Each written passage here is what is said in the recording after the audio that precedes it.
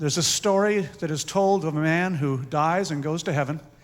And he's at the pearly gates and he sees Peter and he says, "Boy, I can hardly wait to see my golden mansion." And Peter takes him in and down the streets of gold, past one magnificent golden mansion after another. And finally, way, way down the end of the street, takes him to a pup tent. And he says, "There it is." And he says, "A pup tent? I was looking for a mansion." He said, "We did the best we could with what you sent." You know, the things you send on ahead are the gifts you give to God, the righteous works you do, those people you lead to Jesus Christ. And all shrouds have no pockets, so you can't take it with you. So invest in the ministry where you're being fed. You're being fed here, invest. Let's make this a successful conference in all ways. I'm going to be speaking twice in this conference, once tomorrow afternoon right after lunch. I'm going to be dealing with the battle for Jerusalem, the battle that will determine the rest of this generation. That's where the rubber meets the road. That is where fanatic Islam intends to destroy the chosen people of God. The Quran tells them that that's what they should do. You must understand that in Islam there is no word for peace such as Canada, my country, enjoys with yours, where we wish each other well. It doesn't exist. Their word for peace is a limited truce until we're strong enough to kill you.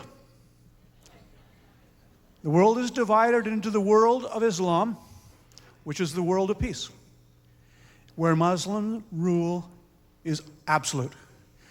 If Jews and Christians can live, they live so under a poll tax, under subservience, and under total tyranny. In most Muslim countries, it's impossible to live as a Jew. Saudi Arabia, Jordan, Egypt. Pakistanis are trained to hate Jews. Most of them have never met one. Hasn't been a Jew in Pakistan in decades. The second last Jew in Afghanistan died last week. Now there's one. So where does this hatred of the Jews come from? It comes from their teachers, the imams, in Friday afternoon and morning sermons. The battle for Jerusalem will show you that there can be no peace between the extremist Islamic faith and Christianity and Judaism. It is a war between civilizations. That does not mean to condemn Islamic people. Many of them are wonderful people. But that 100,000 that are committed to the destruction of Christianity and Judaism, they are your enemy to the end. And they are committed that the world of peace, Dar es-Salaam, will be expanded to the whole world tyrannical Islamic government. That is what Osama bin Laden has said. That's the plan. And the reason they hate Israel is, according to their religion, if a land has ever been in Dar Islam, under Islamic rule, like Spain, like parts of Yugoslavia, and like Israel, it is never, ever allowed to stay free. It belongs in the world of war. And that is why they are committed to utter destruction. I've asked Muslims in Israel, if Israel was so foolish at some point to reduce itself to 1 square mile down at the Mediterranean shore, would that be okay? No. It must be destroyed, and the Jews must be killed. Behind Yasser Arafat in Bethlehem at a Christmas service, a Lutheran pastor is sitting there, ignorant of the fact that the sign above his head says, "First we kill the Saturday people, then we kill the Sunday people." And where did he learn that? Adolf Hitler. Adolf Hitler.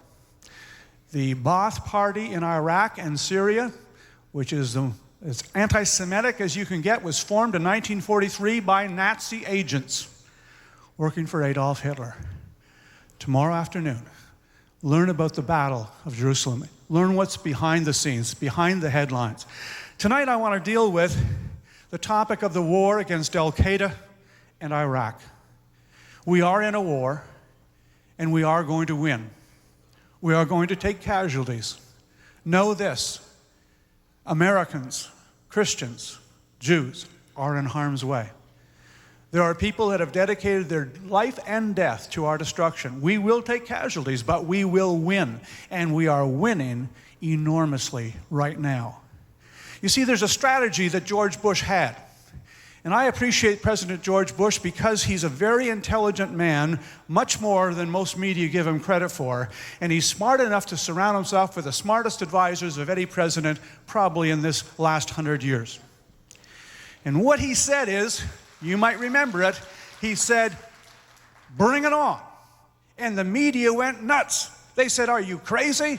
We're losing American soldiers, and that's a tragedy. But let me tell you, the plan was, bring it on. We'll bring the American army with permanent bases in Baghdad, in various parts of Iraq. And we'll encourage the terrorists of the world to come in and attack them, and we'll wipe them out with hunting parties until they're mostly dead and gone or in prison. That's the plan. You don't want to wait till they come back to Wall Street. You don't want to wait until they come to the White House. You want to go out and get them. And so that's what we've done around the world with intelligence agencies and hunting parties. But a big part of the plan was find a key place that we can turn into a democracy to change the whole political outlook of the Middle East and bring it on. Bring them in. And that's what they've come in. And they've come in and they're being killed in great, great numbers that the media is not telling you. There are 3 prophetic wars that will take place in the last days in our generation. Several years ago, I told you that the first one was the war against Babylon, Iraq, the military defeat of the Iraqi state, Babylon, described in Jeremiah 50 and 51, and it has been fulfilled precisely. Jeremiah 50 said that they would be using weapons of great accuracy.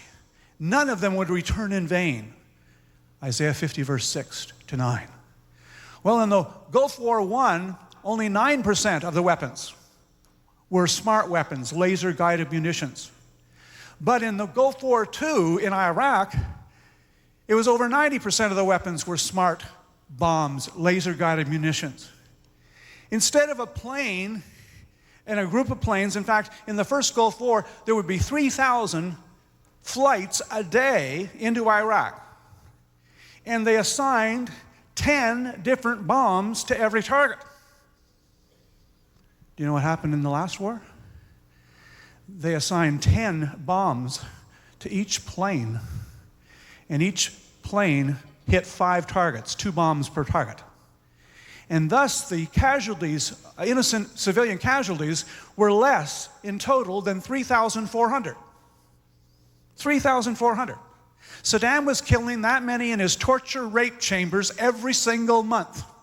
That's why the Iraqi people are thankful to America and the British and 15 other nations who stood with America in the coalition of the willing. Now, they don't want Americans and British to stay. If you came in and helped us get rid of some bad guys in Canada, we wouldn't want your army to stay more than they had to. Once the thing is settled, and once your own country and your own soldiers who love their country can defend it, America goes home. And America has shown in history it has no desire to colonize. Those liars who said that America was going into Iraq to get their oil ought to put their heads down in shame. America pays the same dollar as Canada, Britain, Netherlands, or anyone else for Iraqi oil. It hasn't saved America a penny, but it's cost them over $100 billion, 1,500 lives, some of the best of Americans, and thousands wounded. America was willing to pay the price because it believes in what George Bush believes in, which is liberty, a nation that was founded on freedom. You know why the Europeans can't stand George Bush and the Iraqi war? Because George Bush said, and so did Tony Blair, the Prime Minister of England, they did it because it was the right thing to do. The Europeans outside Britain don't believe in the right thing. They don't believe in evil. They don't believe in good.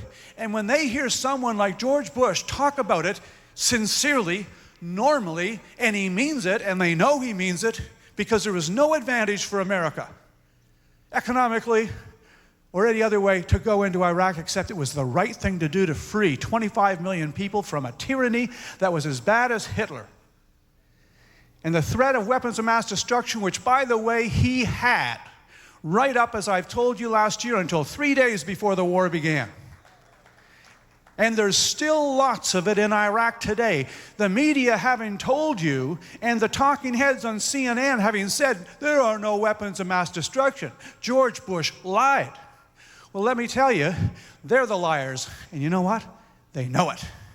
Having said there were no weapons of mass destruction, they are loath to admit that George Bush was right, that the intelligence agencies of almost every nation on the planet who believed they had weapons of mass destruction were right, and that they were wrong.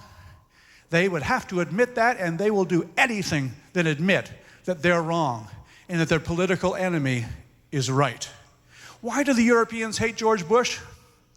Oh, they'll tell you that it's because of America's failure to ratify the Kyoto Environmental Treaty. Well, first of all, it would have ruined America's industry, and China, India, and many other countries that are tremendous polluters, they're not involved in the treaty. They don't have to reduce emissions at all. My country, Canada, has stupidly signed this treaty. We only produce 2% of the carbon dioxide on the planet. If we literally went back to the Stone Age in Canada, it wouldn't affect even 1 degree of the potential theoretical rise in temperature 100 years from today. Not 1%. In fact, they are suggesting that if the Kyoto Treaty works, that they'll affect it by maybe 1.5 to 2%. 100 years from now, there is no global warming taking place by measurement. None. There are anomalies of weather. In the Arctic ice cap, in the Antarctic ice cap, it's melting. And the temperature is warmer. But if they go about 1,000 feet up in the Antarctic, it's colder than it's ever been with weather balloons. Anomalies, why? 60 nations have the ability to affect weather, technically. 60 nations. There was a weather warfare treaty between Russia and America back in 1973.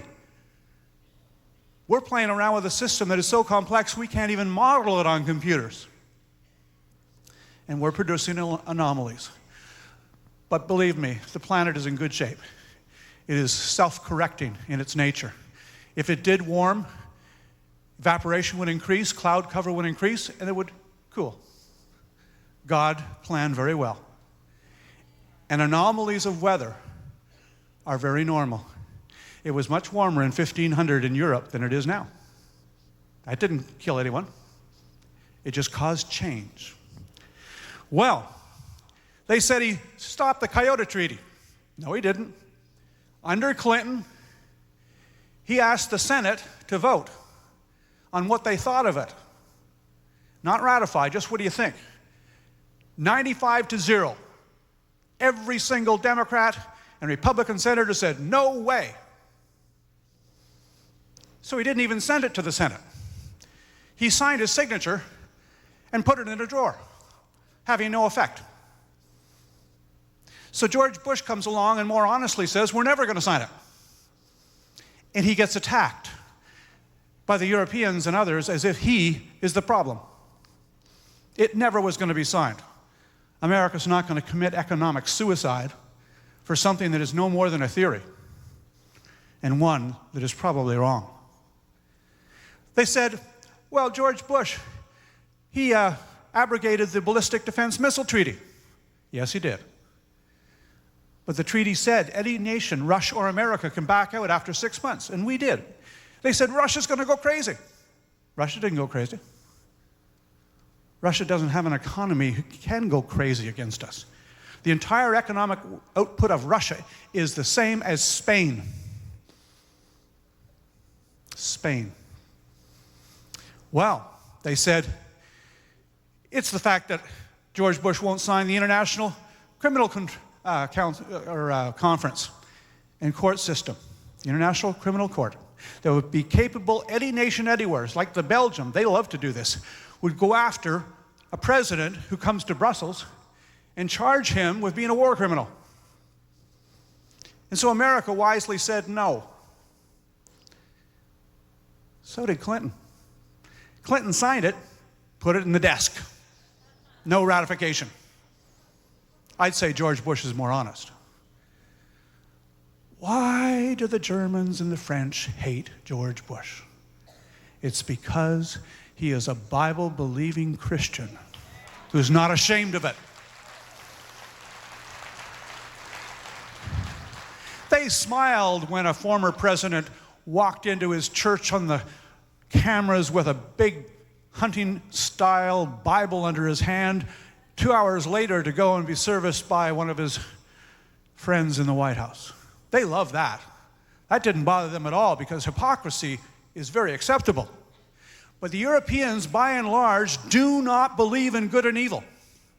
They have so taught themselves that there's all moral relativity that when George Bush says that there's an axis of evil, they know it's true. They hate it because they don't want to believe there is good and evil, just interests. Just interests. Why is Germany now so against America going after Iran's nuclear program? Would it possibly be that Germany is the #1 worldwide investor in Iran? Would it be the fact that Germany and France together violated all the UN sanctions, bringing weapons of mass destruction, manufacturing equipment, like centrifuges to make uranium more powerful, and various other equipment for biological weapons? They did that all during the years that the UN was sanctioning Saddam Hussein. And so when George Bush and America said, no, that's enough, they went crazy. One of my favorites is the French president, Chirac. He said in an article in his speech that the most terrible thing is that America is not countered by another countering superpower like Russia. He thinks that was a good thing. Then he says that America had no right to go into Iraq without a UN resolution authorizing it. Well, there were 16 resolutions that authorized it. But aside from that, the hypocrisy of France is breathtaking. First of all, you have to know that the United Nations has only sanctioned, with resolutions, the UN war against Korea, because Russia happened to have stamped out of a meeting and couldn't put in a veto, and the '91 Gulf War. All other military actions in the last 60 years have happened without UN resolutions. The Security Council hasn't been involved. The war in Kosovo, France, Britain, America, Canada, no UN resolution. They didn't even debate it. France has a problem with about 30,000 French citizens potentially being attacked in the Ivory Coast. Didn't go to the UN, didn't have a debate, didn't ask for a Security Council resolution. They took their commandos off their French aircraft carrier and went in and cleaned out the bad guys without so much as a by your leave. And that's what they should do. It's their problem. But the hypocrisy to attack America's war in Iraq and say that George Bush lied, well, let me tell you, every major European, Russian, Chinese, Japanese, Australian, Canadian, and American intelligence agency declared that Iraq had weapons of mass destruction right up to the beginning of the war. American and British and Israeli satellites saw over 45 major trucks leave Baghdad 3 days before the start of the war and head into Syria, into northern Syria, into prepared underground bunkers. How do we know this is true? Well, remember the reason we were worried about VX nerve gas, a binary nerve gas that one single drop would kill everyone in this room, was that we knew Al-Qaeda couldn't produce it. You can't produce this stuff in a cave. It's a very difficult to manufacture and store binary gas. But we were afraid that Iraq had the ability because they had the precursor chemicals. And they admitted they'd already made 3.9 tons of it, but we knew they'd made 4 or 5 times that, which they've never accounted for. And the worry was not just Saddam, who was the one tyrant in the world who had used chemical and biological weapons against his own people and against the Iranians, but that he would give them to Al-Qaeda. because he has had a relationship with Al-Qaeda for over 10 years, and the U.S. Commission stated as such, and the media, the New York Times most especially, outrageously said the opposite. All they said is they hadn't found evidence of 9/11 through Saddam, but that doesn't mean it's not there. But there was overwhelming evidence of hundreds of meetings between Iraqi intelligence agents and senior staff and Al-Qaeda throughout the world, including one senior military intelligence, Iraqi military intelligence major, who was at the meeting in Khartoum and the later meeting in Malaysia when Muhammad Atta and the rest planned it. The man who made the bomb for the 1993 World Trade Center bombing that almost took down the two towers, where did he go when he was done his evil job? He flew to Iraq. He was put on the Iraqi intelligence payroll and given an apartment. None so blind as those who will not see. You've all heard Bush lied about Iraq. Well, did he? No, he didn't. What I want to show you is something that will blow your mind. People have very, very poor memories about what they said. And in my notes here, I will find it. There it is. John Kerry and all the Democratic candidates for president and all the talking media, New York Times said Bush lied. Well, here's a quote from February 17th, 1998. Someone by the name of Bill Clinton, who read a lot of intelligence reports. We want to seriously diminish the threat posed by Iraq's weapons of mass destruction program and prevent the leaders of Iraq from using nuclear, chemical, or biological weapons against us. What about Madame Albright, Clinton's Secretary of State? She read all the intelligence reports. The risk that the leaders of Iraq will use nuclear, chemical, or biological weapons against us or our allies is the greatest security risk we face. More than China. She changed her mind. John Kerry, Tom Daschle, a letter to President Clinton, October 9, 98. We urge you to respond effectively to the threat posed by Iraq's refusal to end its weapons of mass destruction programs. Al Gore, we know Saddam has restored secret supplies of biological and chemical weapons throughout his country, September 2002. And my personal favorite, Ted Kennedy, fall of 2002, we've known for many years that Saddam Hussein is seeking and developing weapons of mass destruction. That's what he knew. Excuse me while I take off my coat. It's pretty hot up here. What is the truth? In April, a story appeared for one day and was spiked. Here is the story out of Jordan. King Abdullah. He states, remember, Saddam took his weapons of mass destruction into Syria. They have a common Ba'ath Nazi-type party in both countries. They had joint weapons of mass destruction development programs. They shared technology and scientists. The fear was that it would be given to Al-Qaeda so that they could drop a bomb of some kind and then Iraq would have deniability. No smoking gun. Well, in April of 2004, 3 trucks with surrounding vehicles of over 100 Al-Qaeda terrorists stormed out of Syria, carrying 20 tons in total on the 3 trucks, spaced apart, of VX nerve gas, the most deadly nerve poison in the world. We truly wish it didn't even exist. It's so horrible. Boils the skin off your body, causes every muscle to snap, breaking your back and other bones. You die horribly within a minute. Saddam had it because you can't make it in a cave. Only a sophisticated biological weapons laboratory such as Iraq had in spades could produce it. And the Iraqis admitted they'd done it. Now we know, and King Abdullah said, had those 3 trucks and 80 of those al-Qaeda agents not been killed by the American Air Force and commandos, an A-130 gunship blasted them apart, one after another, killed over 80 of them, captured over 20, interrogated them.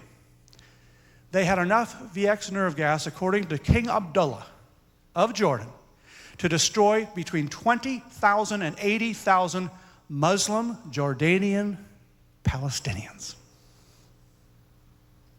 Why? Well, because they could. Thank God the miracle took place and we intercepted the word and got them all and got the VX nerve gas. Well, there's your VX nerve gas, folks. There's a weapons of mass destruction. And yet they still say, Bush lied. He did not.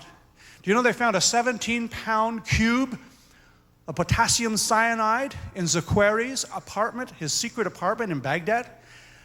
If you powderize that, you can take out a whole city water supply, kill every citizen, horribly. They found vials of botulism, perhaps the worst biological entity in the world, in a scientist's house, in a refrigerator, together with other types of chemical and biological weapons of mass destruction. What is it the reporters really think you would find? Are they thinking you're going to run up in a CNN television truck and there, painted in white letters, in English of course, on the side of some big building is Iraqi weapons of mass destruction? In English, of course. So back here we know and can read it. No, they were masters of hiding this stuff, playing cat and mouse for 12 years. Do you know what they have found? In hundreds of sites documented by David Kay, the UN weapon inspector and later the American weapons inspector. In hundreds of cases, they found camouflaged munitions bunkers with all sorts of illegal missiles that they were not allowed to have, all sorts of regular legal weapons, and thousands of 55-gallon drums full of pesticide. Well, do you know what? Pesticide and nerve gas are identical. The same chemical.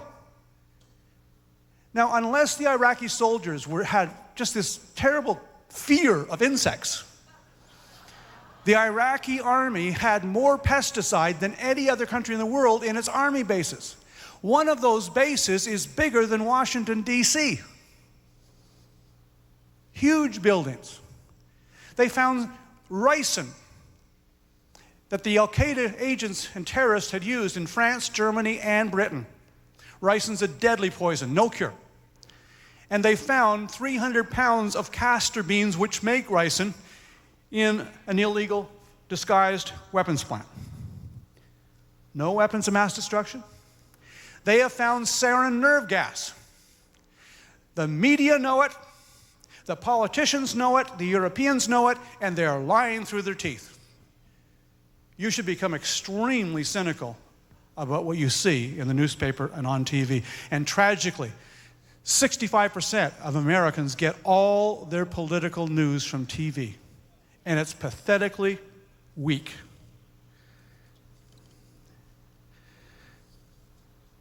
What's really happening? Let me give you the real story.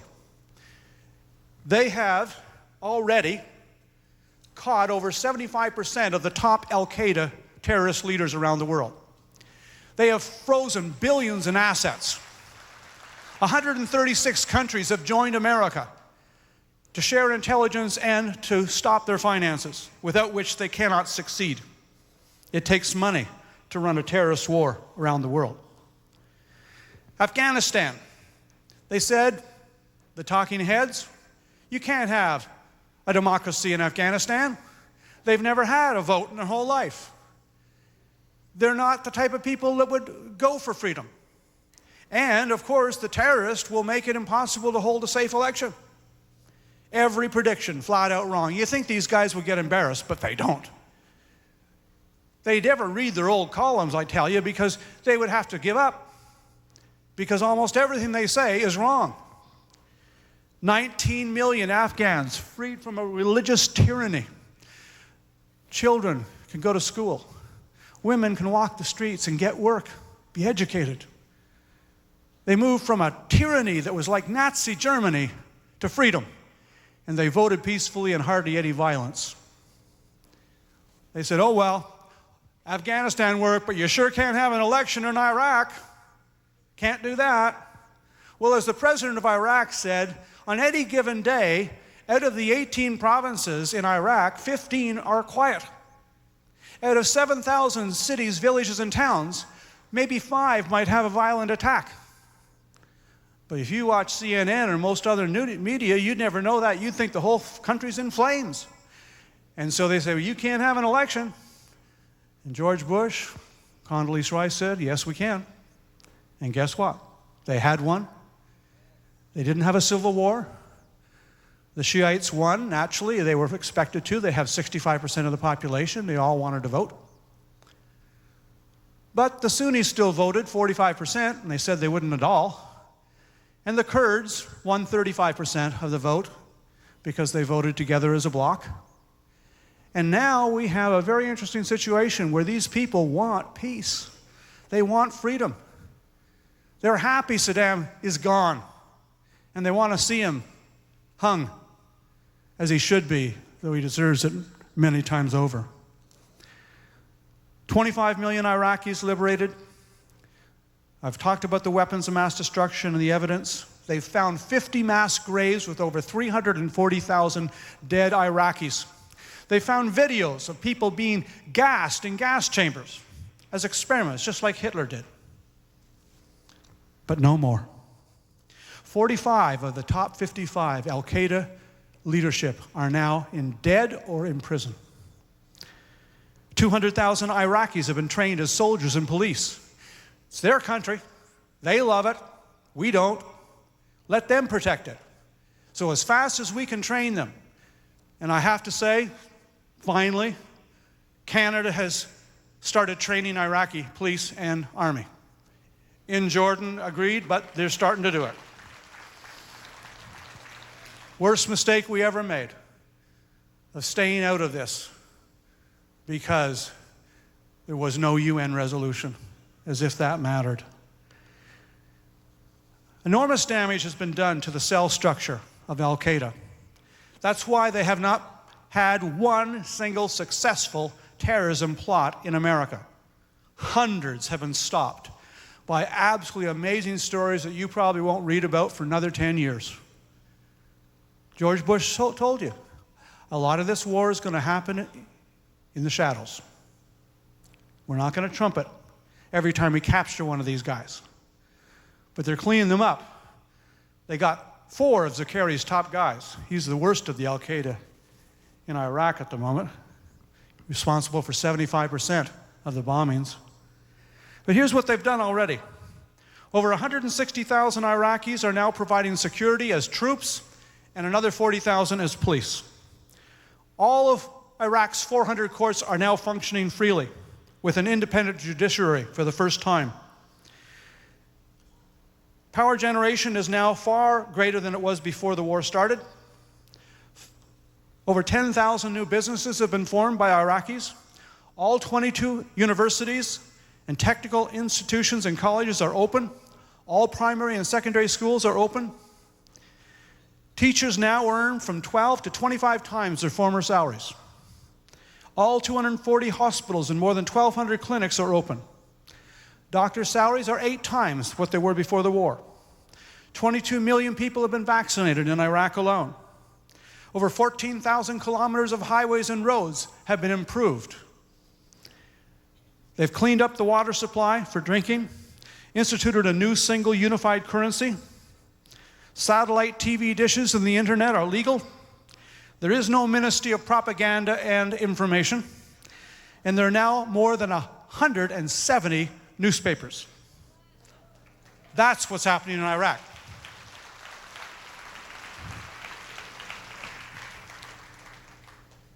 I'd like to hit another thing.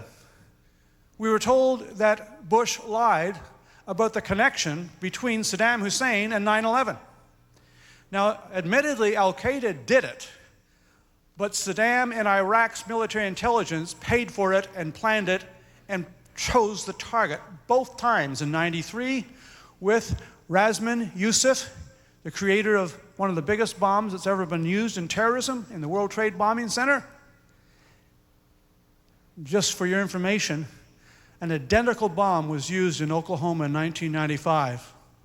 And guess where Terry Nichols, the other bomber, the bomb maker, guess where he was, though he had no salary, no means of income, but he traveled with his Islamic wife 8 times to the Philippines to an area led by Al-Qaeda, where he was taught bomb making by, you guessed it, Razman Yusuf.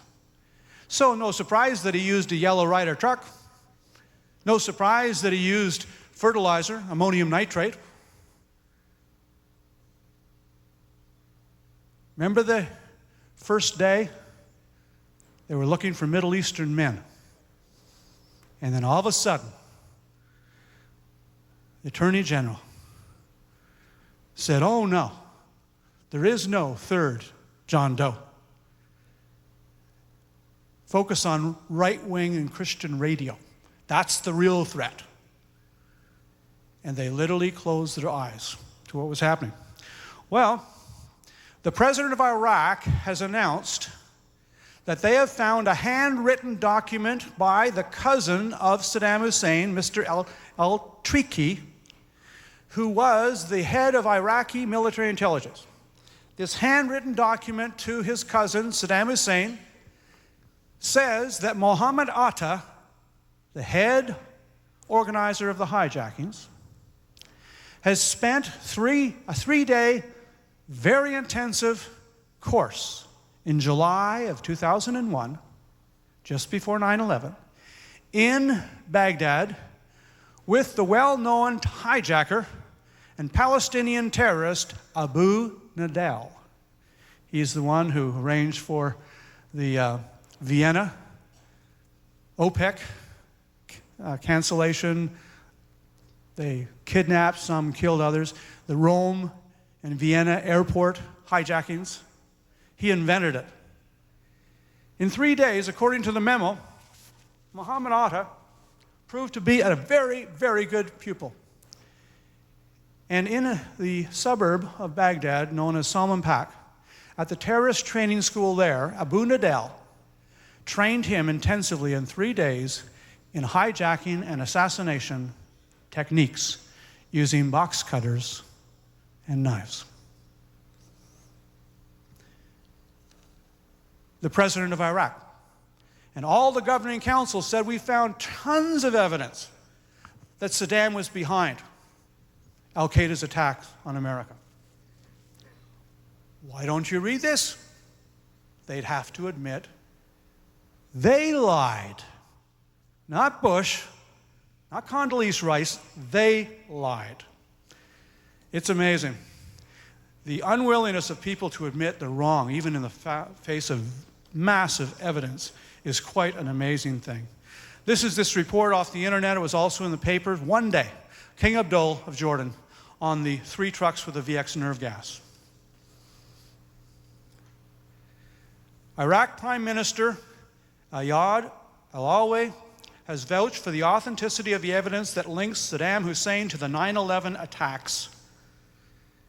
He goes on and documents the whole thing. Richard Clarke wrote a book. He's the guy who worked for President Clinton as the anti-terrorist guru. He says he insisted that Saddam Hussein had no connection to Al-Qaeda and no connection to 9/11. Well, thank God for the internet. I'd like to quote from January 23, 1999. Here's what Richard Clarke said. He defended President Clinton's attack on a Sudanese pharmaceutical plant by revealing, quote, the U.S. was sure that it manufactured chemical warfare materials produced by Iraqi experts in cooperation with bin Laden. He told the Washington Post that bin Laden's role in the August 7th, 1998 embassy bombings in Africa was certain, and that Iraqi intelligence agents were also involved. But now he counts on people to forget what he said before, and he just says, Bush lied. Well, we're living in an interesting time. The Bible warned us that there would be a time when men's hearts would fail them for fear for things coming on the earth. We are living in such a time. When we look, if you have your Bibles, in Luke 21 rather, verse 9, but when you hear of wars and commotions, be not terrified, for these things must first come to pass, but the end is not by and by. Then said he unto them, nation or ethnos shall rise against ethnos, and kingdom against kingdom. That's what's happening. A war between civilizations, between ethnic groups. Verse 11, and great earthquakes shall be in diverse or strange places, famines, pestilence, and fearful sights, and great signs shall there be from heaven. My friends, we are watching great signs. That earthquake in the Indian Ocean, it was more powerful than 1 million simultaneous nuclear bombs. It was so powerful. Remember in the California and the Alaska earthquakes, there were about 8.5 in the Richter scale, and you'd see a crack maybe a foot wide. Well, the island of Sumatra in Indonesia, quite close to the epicenter of the quake, it moved 100 feet. You can't even imagine that power. And tragically, because, well, in a way, happily, but the last time they had a tsunami in the Indian Ocean, it was 1883. Krakatoa, east of Java. Blew the whole island up. For 3 years, it was purple and gold sunsets all over the world. But for 120 years, there was no earthquake or tsunami. You see, if it had been in the Pacific, since it happened every 7 to 10 years, people would have known when the water sucks out, run. Get to high ground. Get in the second story, and you'll probably live. But because no one knew that, because it had been 120 years since there had been a tsunami, when the water sucked out, everyone said, hey, come on, take a look. Look at all the fish. Look at the coral. And they stood there, and about 4 or 5 minutes later, in comes a wall of water, 50 miles an hour, that you can't outrun. God said there'd be earthquakes in strange places, my friends. And men's hearts would fail them for fear of the things coming on the earth. But he says, be not terrified, because we know who holds the future, and we know who holds us. Nothing can happen to America, Canada, your family or mine without God's permission.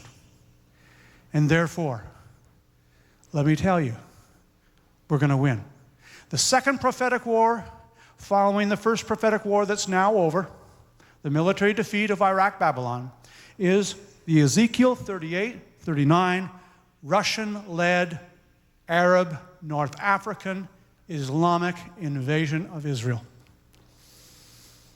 The Quran calls on the Arabs and the Muslims to kill the Jews. They're going to try. What's going to happen to Islam? It's going to get hit with a sledgehammer blow that will turn it into quietness. How do I know this? The Bible tells me. Because in Armageddon, Islam is not the major factor. Oh, every other nation will be there. But they're not the leader. It's the East, kings of the East, against the West under Antichrist. The end of extreme aggressive Islam is coming, and it comes when Islam, led by anti-Semitic Russian leaders and this man called Gog, come down to the mountains surrounding Israel, and they're prepared to annihilate the Jewish race. God says his fury comes up in his face. Then he says that he unleashes the greatest earthquake in history, fell literally around the world. Walls and cities will fall. Plagues. He will cause the enemy soldiers to fight brother against brother. He will cause fire and brimstone to come from heaven. And when that happens, 85% of them are killed. It takes 7 years to burn the weapons for fuel. It takes 7 months to bury the dead. And they're going to be buried in Jordan, east of the Dead Sea, in a valley called the Valley of Hamon-Gog, the valley of the multitude of Russia. When they come to kill Israel, God will kill them. Now in Ezekiel 38:23, God says why he does it. He says, "Thus will I magnify my name and sanctify my name in the midst of the Gentiles, and they will know that I am their God and Israel's God." Then a few verses later in chapter 39, he says, "Thus will I magnify and sanctify my name in the sight of Israel, and they will know that I am their God, and they'll no longer profane my holy name anymore." This is the reason the temple's going to be built, friends.